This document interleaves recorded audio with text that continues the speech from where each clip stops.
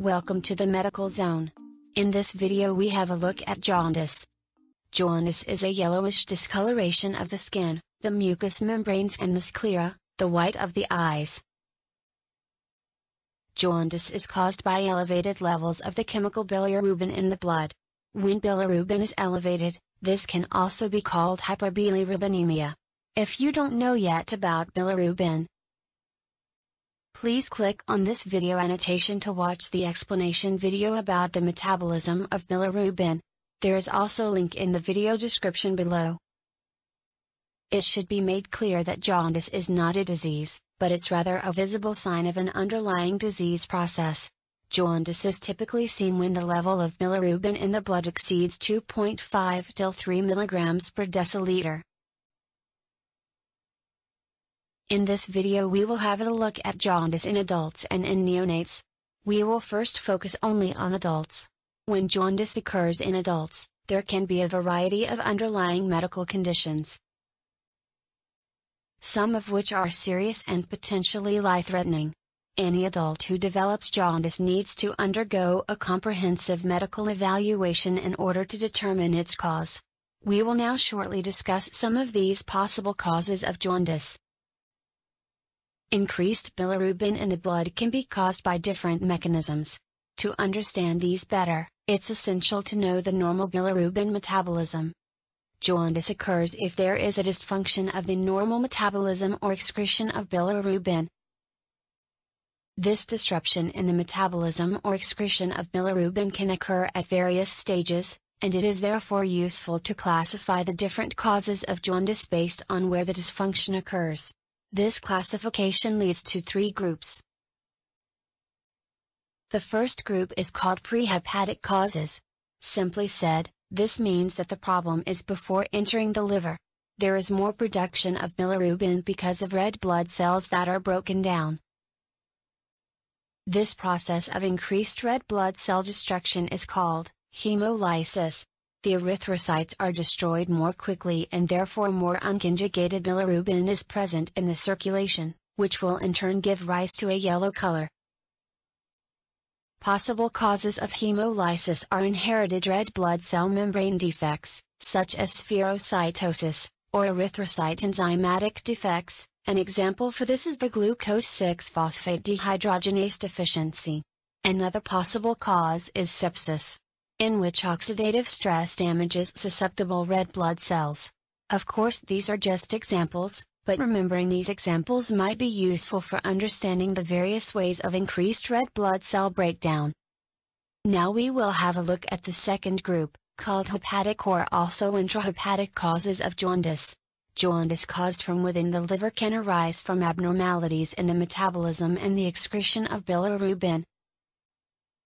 So for example, the conjugation of bilirubin is occurring at a much lower speed. This in turn may cause a reduced overall clearance of bilirubin from the circulation. Hepatic causes can lead to an increase in both unconjugated and conjugated bilirubin levels. Conditions with a hepatic cause of jaundice include acute or chronic hepatitis, cirrhosis or liver cancer. The third group that we will look at are named post-hepatic causes. Jaundice from a post-hepatic cause arises from a block or an obstruction in the normal drainage and excretion of conjugated bilirubin in the form of bile from the liver into the intestine. This means that all organs and structures that the bile passes, ranging from the liver to the duodenum, are possible obstruction areas for the bile to be blocked. This leads to increased levels of conjugated bilirubin in the bloodstream. Conditions that can cause post-hepatic jaundice include gallstones, cancer. This can be pancreatic cancer, gallbladder cancer and bile duct cancer, and also strictures of the bile ducts, or infections like cholangitis and pancreatitis. Hyperbilirubinemia causes jaundice because the yellowish bilirubin can be visible through the skin. But there are also other symptoms that may suggest hyperbilirubinemia. For example, pale-colored stools, which is caused by lack of the color that stercobilin is adding, and because of lack of urobilin a dark-colored urine may also occur. Furthermore, the high bilirubin levels may cause skin itching, feeling nauseous and lead to vomiting. Besides a physical examination, the tests that are done will include blood evaluation of liver enzymes. ASAT and ALAT will be evaluated, also complete blood count, electrolyte panel and lipase levels. Blood testing for exposure to hepatitis may also be ordered. Additional blood testing may be ordered based on the initial results. A urine analysis will likely also be ordered for determination of bilirubin. Urine analysis that is positive for bilirubin indicates the presence of conjugated bilirubinemia. Conjugated bilirubin is water-soluble and therefore able to be excreted in urine. The treatment for jaundice depends entirely on the underlying cause. Once a diagnosis has been established, the appropriate course of treatment can then be started. Certain patients will require hospitalization, whereas others may be managed as outpatients at home. Now we have a general overview of jaundice in adults. But for newborns it's important to remember that jaundice is not always a sign of an underlying disease. Almost all neonates get jaundice, which is just a physiological process. The underlying physiology includes different causes. A possible pre-hepatic cause is a higher bilirubin production because of a shorter neonatal red blood cell lifespan.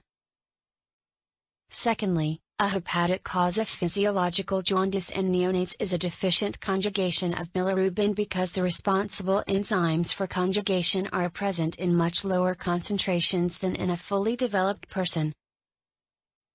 Specifically gluconosyltransferase. Also there is a post-hepatic cause. There can be an increased enterohepatic circulation, meaning that due to low bacterial levels in the intestine that are important for oxidizing and transforming the bilirubin, more bilirubin will be reabsorbed. A second influencing factor is an increased hydrolysis of conjugated bilirubin into unconjugated bilirubin. More bilirubin will be reabsorbed in the intestines before it can be excreted in the stool. Finally, when feeding breast milk, unconjugated hyperbilirubinemia may also develop because of a factor that promotes an increase in the enterohepatic circulation, called beta-glucuronidase, which converts conjugated bilirubin into the unconjugated bilirubin for reabsorption. Even though there may not be a pathological cause of jaundice in a newborn, it should be well examined.